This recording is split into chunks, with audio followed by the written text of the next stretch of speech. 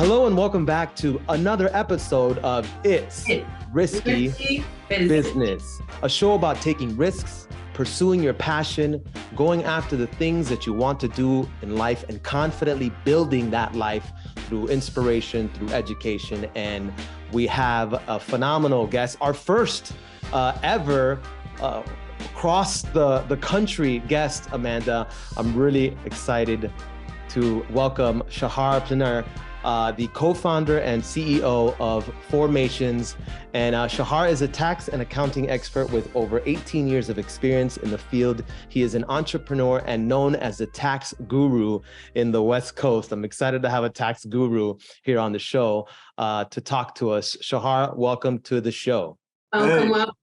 Thank you. Pleasure to be here. Now the guru also of the East Coast, so that's great. Excited, cross country.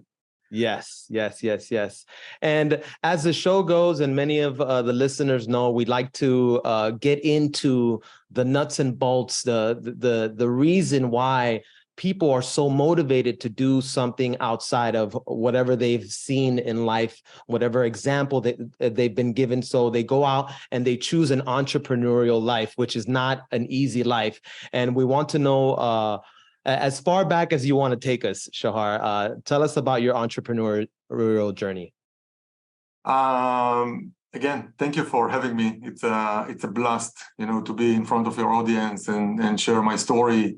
And I'm sure that we'll share some nuggets that actually they can take and implement in their businesses, just because I think tax and accounting, can be a great revenue center where people, once they lean in and they're not afraid and anxious about numbers, they can make some great achievements out of the tax code. My journey started really early. I'm coming from a house of entrepreneurs. My dad, as an insurance guy, ran a small business, and I'm the youngest of three.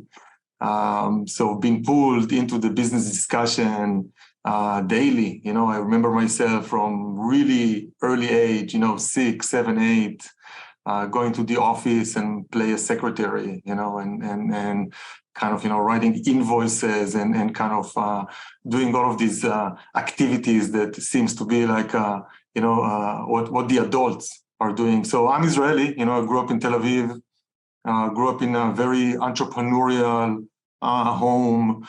And seen from first sight, the struggle while we were being kind of middle class, never had something missing in my life. The discussion at home, like strong memories about, today you can call it cash flow. Back then is, where's the money?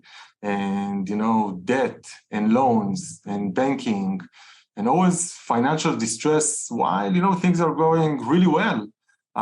It's always linger kind of, and as a home of self-employed, it's transformed to the entire family members, to the kids, to the neighbors, everybody around you.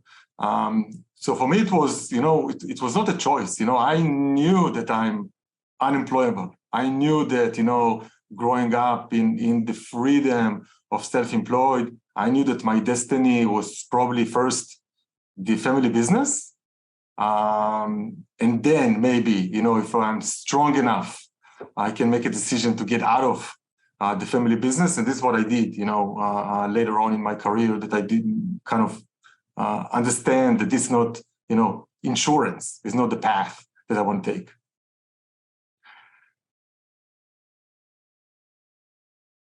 Great. And then, and so I love hearing that aspect of it, because in my experience talking to a lot of entrepreneurs, self-employed people, there is this crossroads. There's this moment in their lives where they decide that they either don't want to do what their parents have done or don't want to do what they're currently doing, whatever it may be. And then they decide to form their own business, to kick up the side hustle that they're doing and really taking it on in a serious way. So tell me more about that crossroad, how you got into what your current role and ultimately how you build Formations.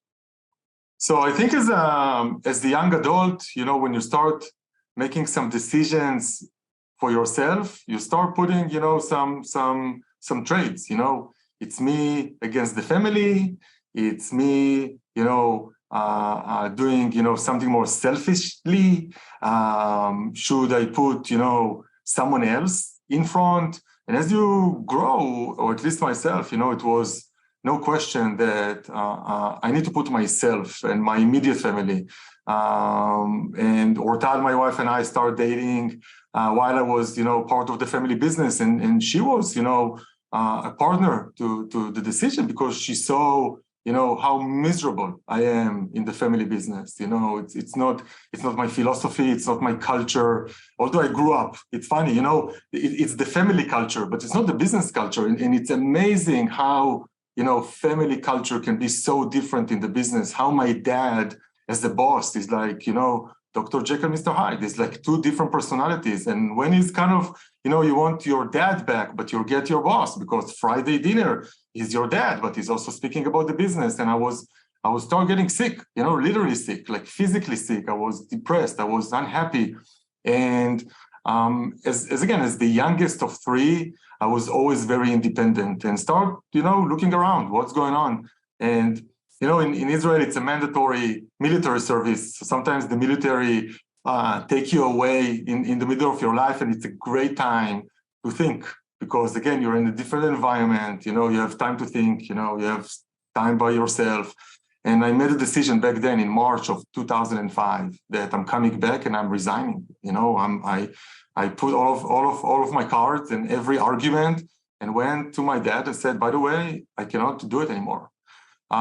Surprisingly, he was very supportive. It was kind of, I understand where you're coming from, and I will do everything that I can. I'm sad that you won't be part of the business, but I support. And I start looking around. And I think lesson number one is, if you make a decision to make a career change, you need to go all in.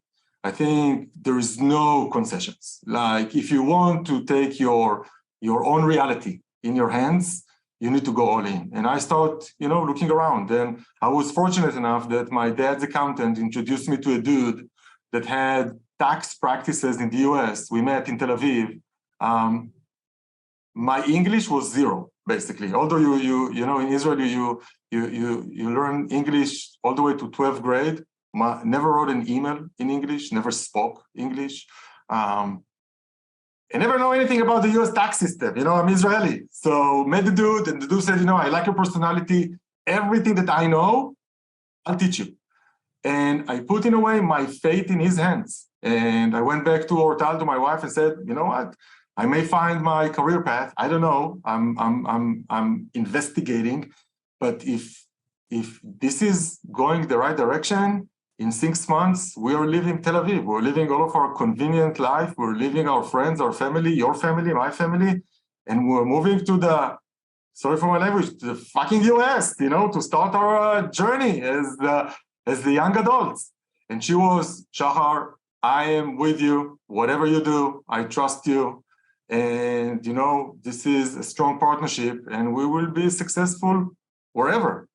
So going all in means that from, April, May of 2005, all the way to November of 2005, for 7 months, 24/7, I start learning the US tax code, and what is an LLC, and what is a 1040, and what are deductions and credits, and how the system works. And long story short, by November mid of 2005, after all of the bureaucracy and arrangement, we landed in Kirkland, Washington, to start my career as a tax consultant in a small tax practice. So everything is possible, you just need to, make, kind of the destination, like the goal, enjoy the journey and run.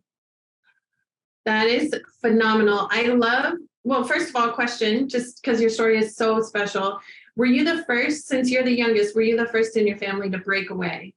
Yes. So my brothers, both are attorneys.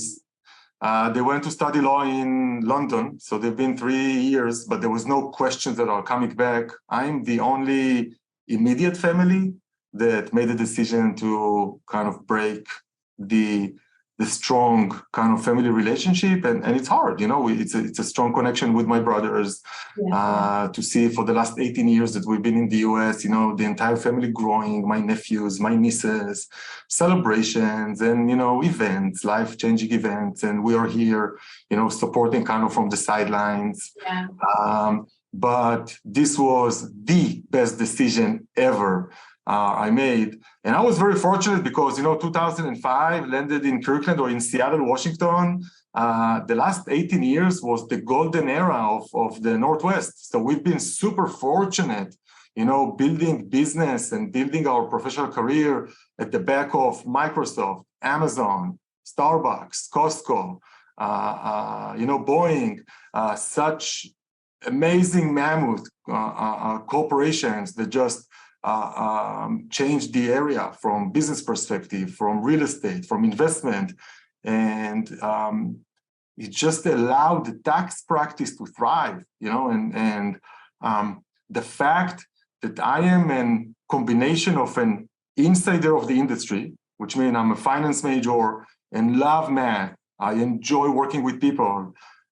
In taxes, you're kind of the good guy, because if you do things right, you're actually helping people to save money and you help people basically to reduce anxiety.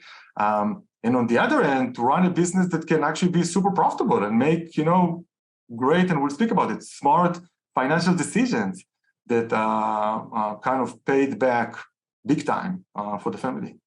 Yeah, that's so powerful. Your case sounds like a really special story of like the universe conspiring to serve you, because it knew, it's like you took the risk and everything laid itself out. Perfect timing. You had a supportive partner, which is so crucial in these big steps. And then you had first your partner, and then you got this connection to your dad's accountant, you said it was?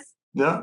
Incredible. And then he just kind of took you under the wing, and then the whole universe opened up to you. And now you support a whole team and a huge community of people that really need what you are destined to do. And I think part of the success is definitely contribute majorly to my wife, just because it's hard to do the relocation. It's hard to do the relocation by yourself. So it was great to have a partner.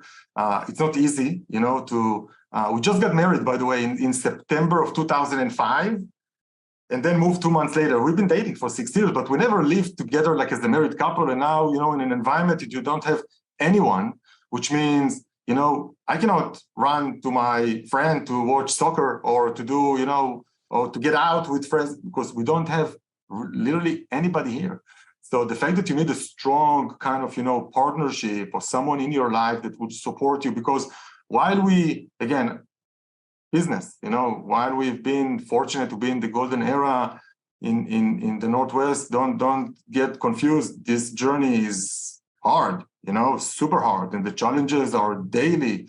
I'm telling people, this shit is hard. If you go all in, it doesn't make things more easy, but at least it's reminding you your why. It's reminding you at the tough times why you're here, why you're away from family, why you're away from the Tel Aviv weather, why you're away from the Tel Aviv food, why you're away from the beach, why you're away from, your friends and the people that you care, because your why is bigger, because the why is something that really embedded kind of into your veins. And this is what drives you every day. Wake up in the morning and just kill it. No community, no customers, no English, no strong knowledge of the tax system, but with a lot of positive mindset, and this is one of the core positive mindset of formations today, be positive, stay positive, think positive. We create our own reality. Don't get no as an answer. Always there is, a way to work around. This is not cliches. This is the day-to-day living and breathing philosophy. When we started the journey in Kirkland, how do you bring customers? So identify, really early that working with center of influence, working with financial advisors, working with insurance agents, working with real estate agents. We don't do real estate. We don't do financial advisory. So it's kind of, it's complement to each other. I'll bring you customers. You'll bring me customers. I'll teach a little bit of real estate, or learn a little bit about real estate and teach you on taxes. You will teach my customers, a little bit of real estate. So I think the first 2-3 years, I probably blind date 300-400, professionals.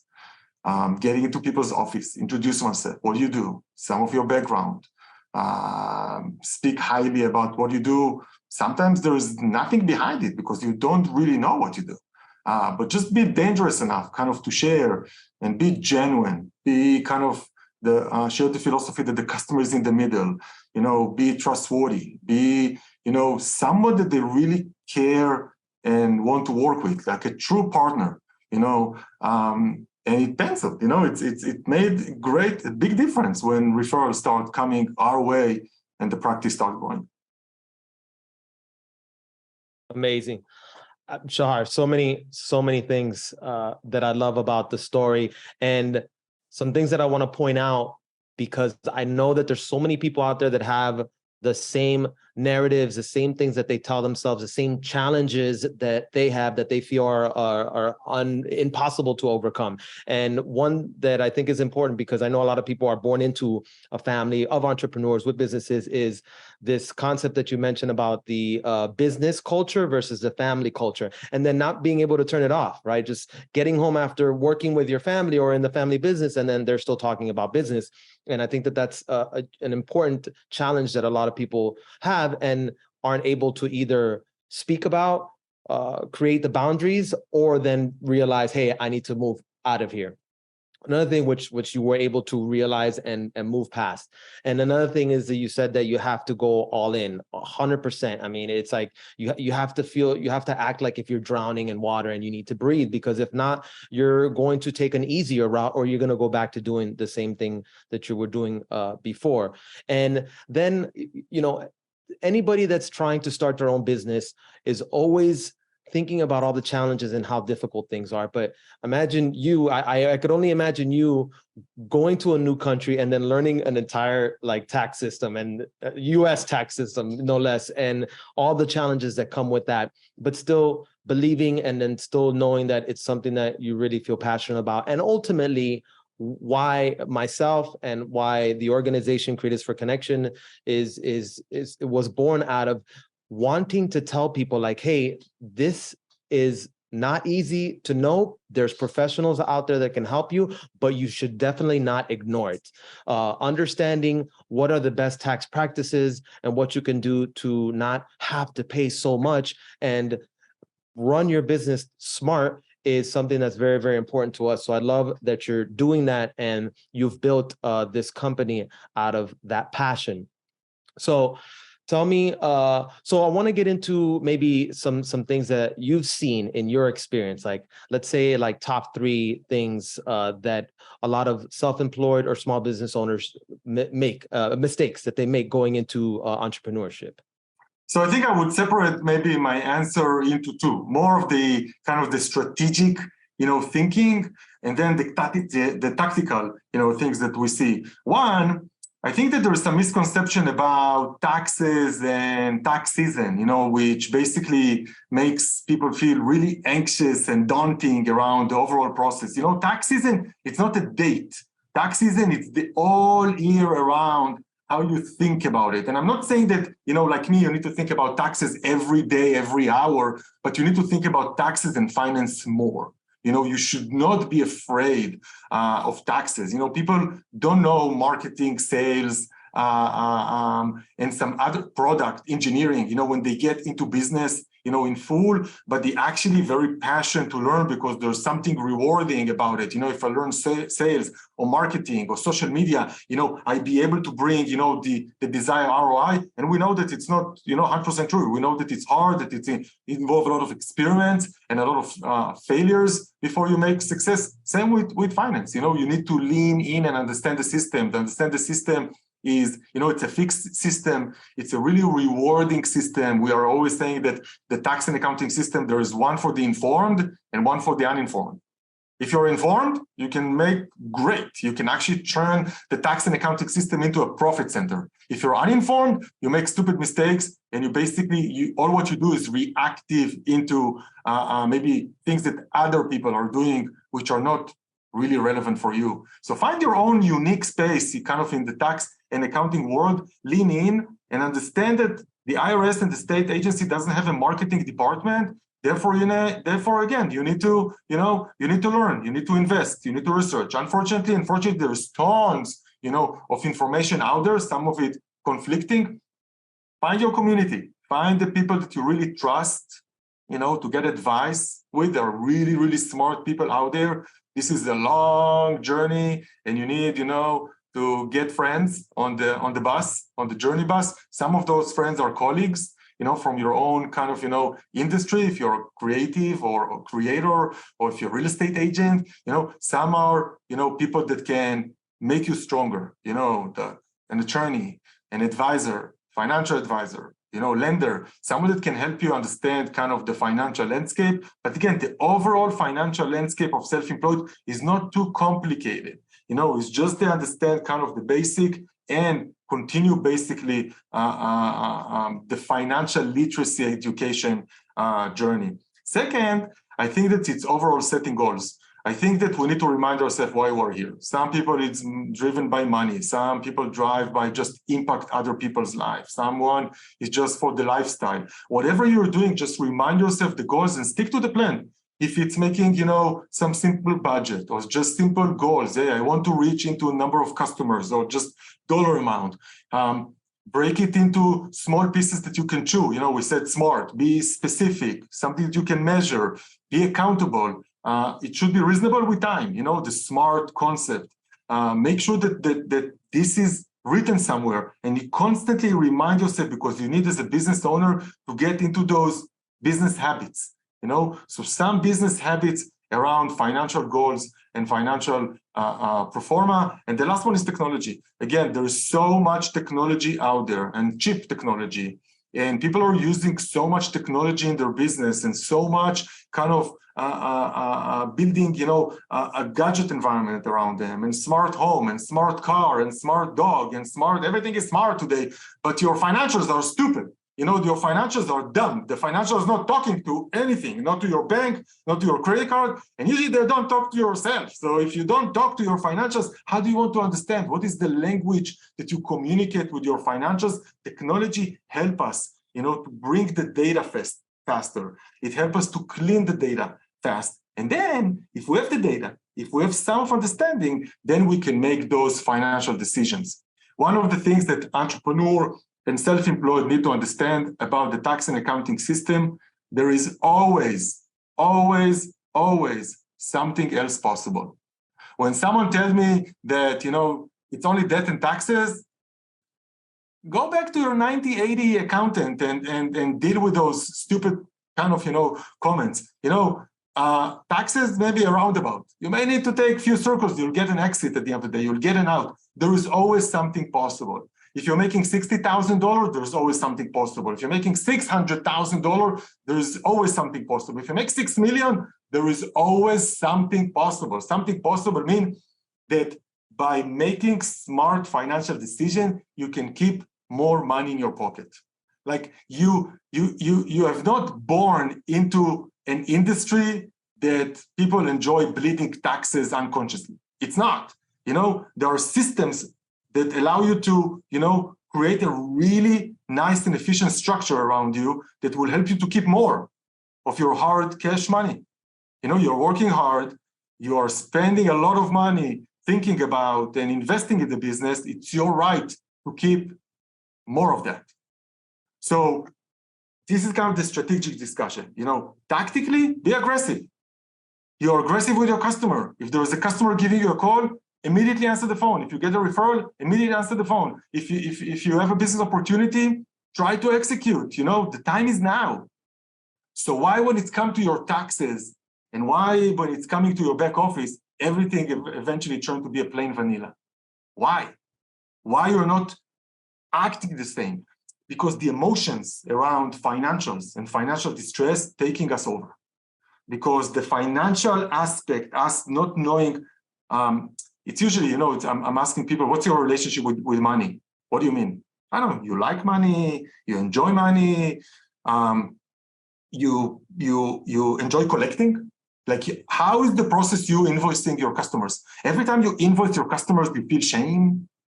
You feel that you are actually disservice them by actually asking them for money. We see a lot of people basically afraid of collect. Why? I enjoy working for free. You know, there's so much fun working for free. There's no pleasure to charge your customer $300,000 of 2 hours of work because of the value that you added into their life. So again, the concept about, you know, we are here to help, we are here, you know, to support, we are here to give. But when is the time for us to get something back? Because if we're not taking care of our financials, think about it. We'll be out of business. And then what we did for our customers, we took one of the partners, one of their core friends, one of their core services that you're using, and now they're missing something. So tactically, we can run some cool concept of taxes. Let me know when you're ready.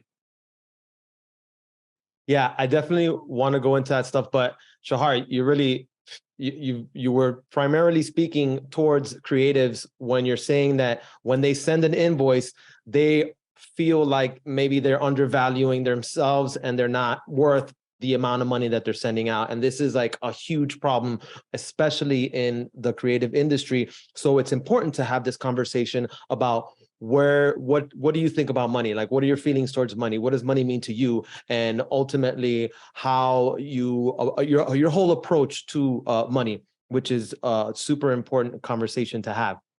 And I think that, by the way, if you think about it, Stan, on like, just kind of, you know, you can have a concept that we call profit first. You know, how much money do I need? I have a simple life. I need $5,000 to $15,000 every month to live like a queen. You know, I am, you know, at my best. This is what I need. I don't need more. Maybe it will change in the future when I get married or I have kids or whatever. This is all what I need. How much I need to produce to get a $15,000 every month? One. Second, this is my cost. I have a cost. You know, I need X to operate my business. Let's find a 3X, 4X, you know, of that, and let's price it. Or let's think also about the value that we're adding into our customers.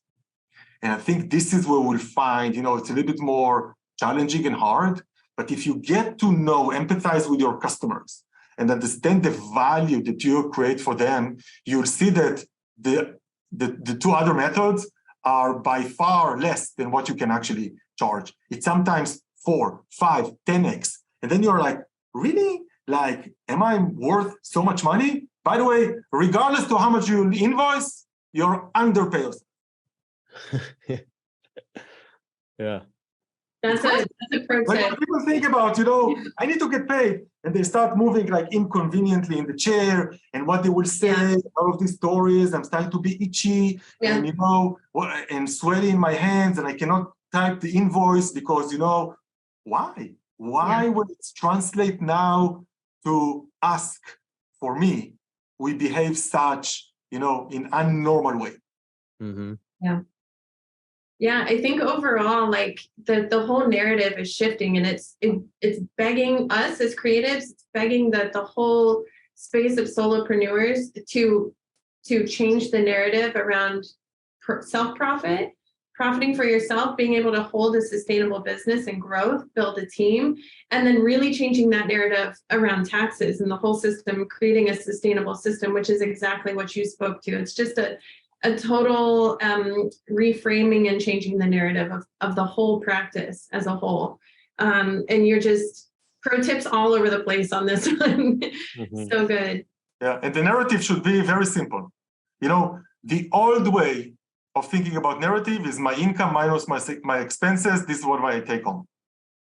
So I'm working hard. I'm generating, you know, significant amount of revenue. I expense the world because, you know, this is how I've been taught, you know, just to expense, because if I'm not expense, I'll need to pay taxes. And if I'm not expense, I won't grow. And then what left? Not much. So, I'm okay. The new narrative is revenue minus profit equal my expenses. Every dollar that I'm generating, 50%, 60%, 70%, 80% going first into my pocket, where I basically fund my own buckets. My buckets of investment, my buckets of retirement, my buckets of benefits, my bucket of my own personal fun, travel, shit. And only what left, this is what keeping me kind of keep the lights on.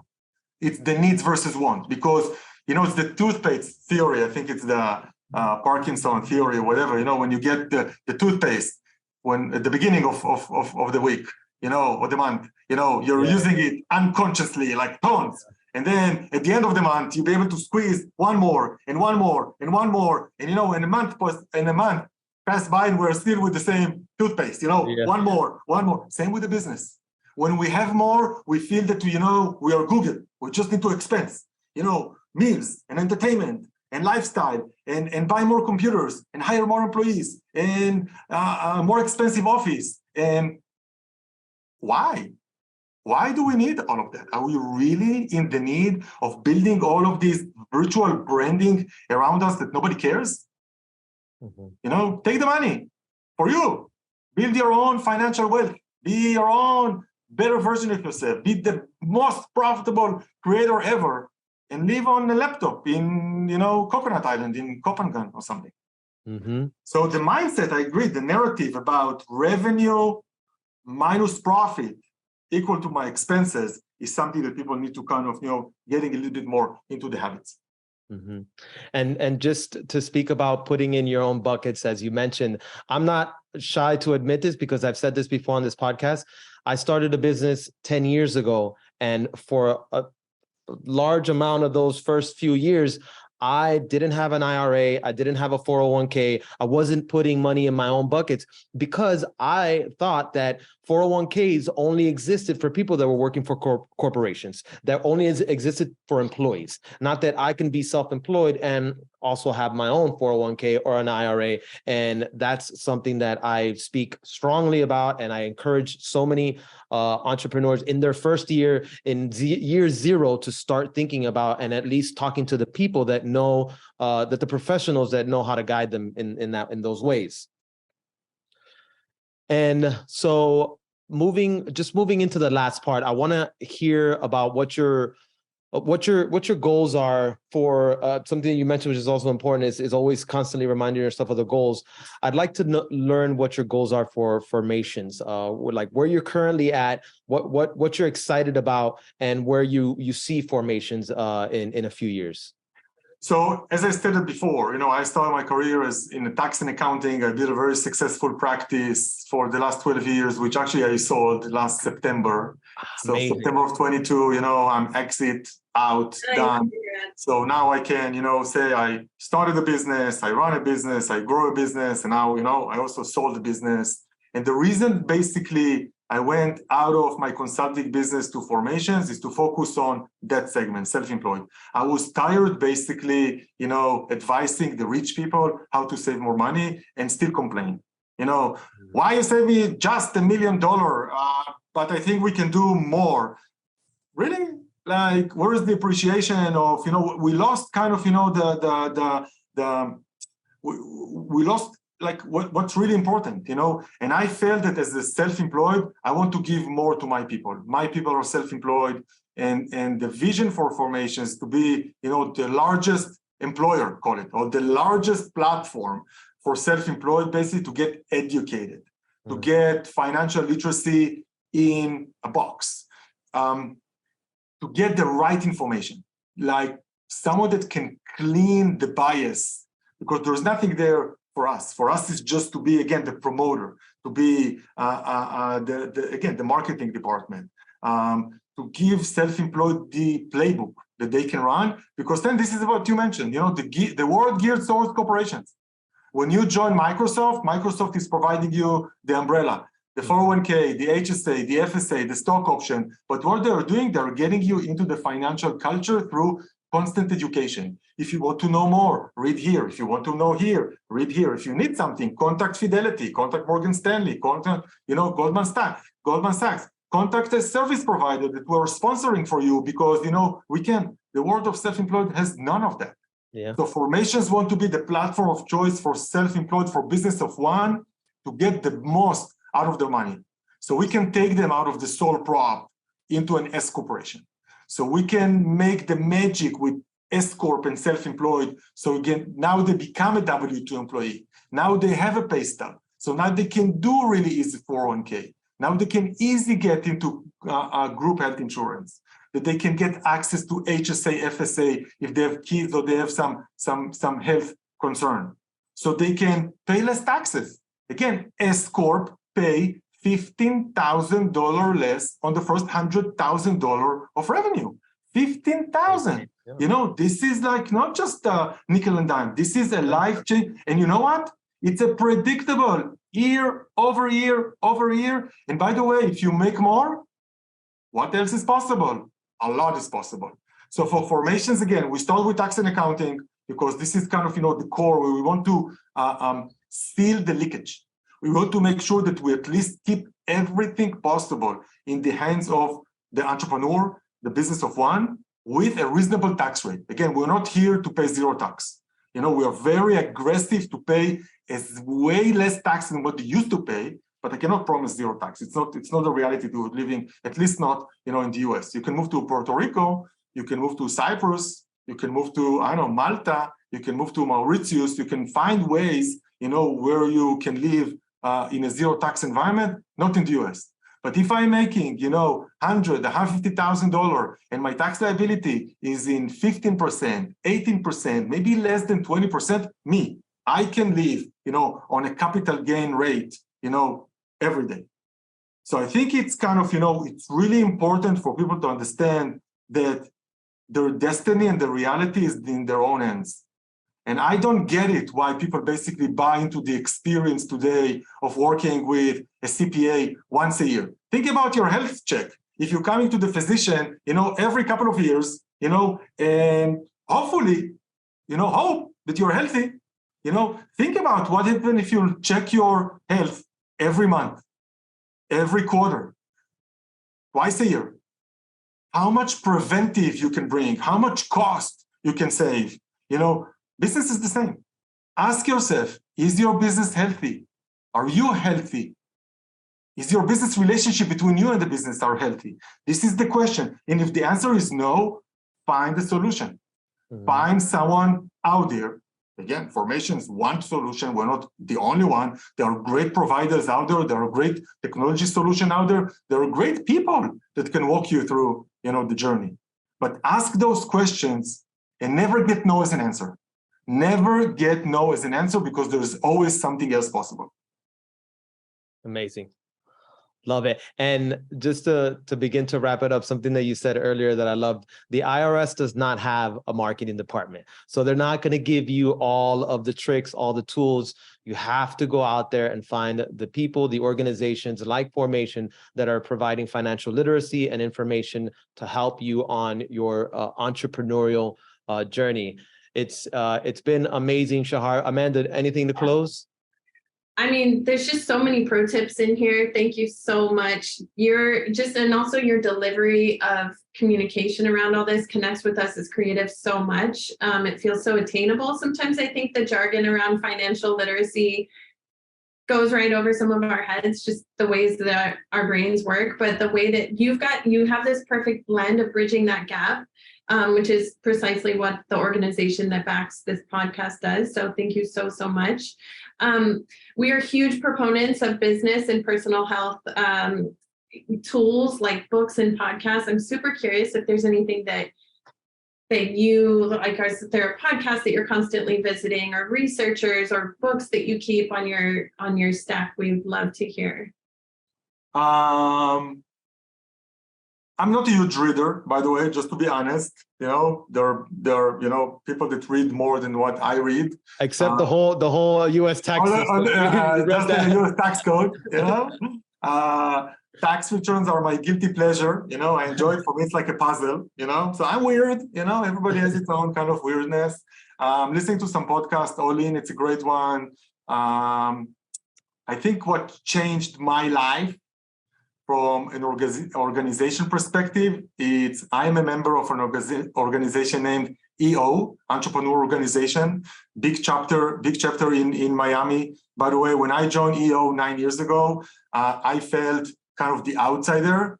And I can tell you 9 years in, when I'm a mentoring accelerator and I have forums from SaaS to accounting to general, it's just a huge community of entrepreneurs, all business owners that support each other. I find my people. So while I'm not, a huge reader and I'm a good listener and I enjoy kind of the frontal kind of discussion, EO was the one that introduced me into most of what I know about business, and I owe my entire business journey to EO. So when creators basically get into the point where the business are, in the $1 million and more, when it starts being meaningful, every decision, EO is the way to go, at least, for me. Fantastic. Great. Yeah, community is so important in business and personal growth. So important. Yeah. Shahar, anything to close with? You've already given us so much good stuff. Believe in yourself, believe in your industry, and now you know that you can also believe in the system. Mm. The US has a great system. This is not by coincidence that the US is, one of the leaders, if not the leader in our overall global economy, because there is a great system here. Lean in, go all in, and trust that the system has an amazing tools for you to thrive and be really successful. And if you embrace kind of these three, because again, the first two are really kind of, strong. Believe in yourself, wake up in the morning and know that you can do it. And the industry that you pick, I'm a huge fan of the tax and accounting industry. I cannot tell you how many times people try to pull me into real estate and investment and, shit. And I'm always pull myself back into tax and accounting because I believe that we are here to disrupt, such an old-fashioned industry and provide a better experience, for everybody. So if you believe in yourself and believe in the industry, I can guarantee you, that the system is here to support. Take advantage, be successful, have fun. Amazing. Yeah, we're excited. How can our listeners and the organization connect with you guys? What's the process? Anything you want to share on that? You can always, contact me directly, Shahar, SHAHAR @formationscorp.com. I enjoy having a discussion, reach out for 15, 30 minutes of just, kind of brainstorm about your business.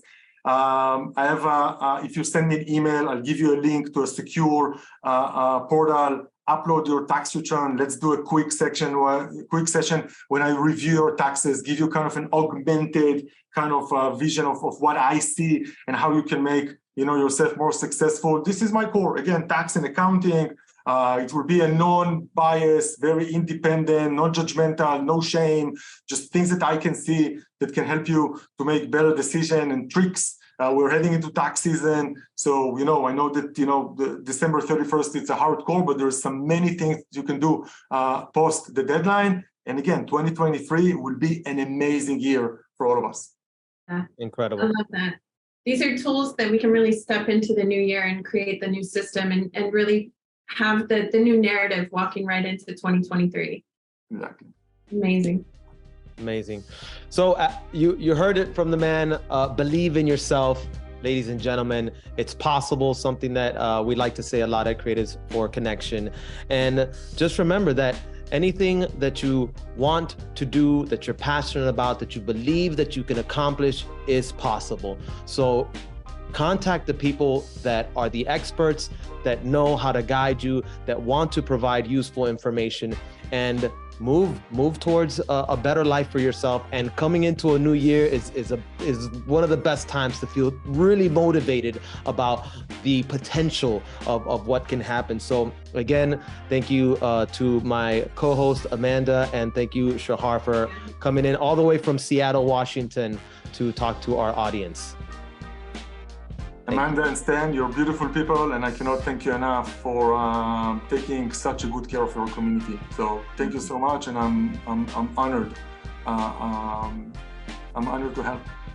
Thank you. Thank you. Thank you.